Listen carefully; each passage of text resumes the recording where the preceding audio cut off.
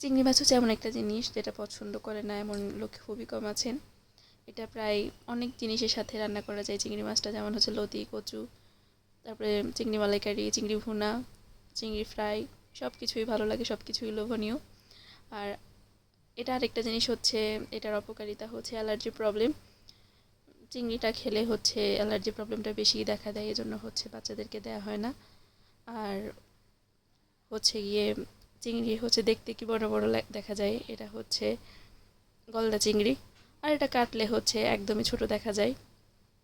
এটার জন্য আমার খুবই মন খারাপ লাগে যে এত বড় বড় চিংড়ি মাছ, আর হচ্ছে যখন কাটা হয় তখন কি ছোট লাগে। বড় হলে দেখতে সুন্দর লাগে, খেতে তৃপ্তি লাগে। তো যাই হোক, এদিকে হচ্ছে চিংড়িগুলো পরিষ্কার করে কেটে হচ্ছে হলুদ মরিচ তারপরে হচ্ছে লবণ দিয়ে মেখে হচ্ছে চিংড়ি ফ্রাই করা হচ্ছে, তেলের মধ্যে সুন্দর করে দিয়ে দিয়েছে। এই যে কি সুন্দর দেখাচ্ছে চিংড়িগুলো দেখতে। আপনাদের কেমন লাগতেছে দেখতে অবশ্যই অবশ্যই কমেন্ট করে জানাবেন।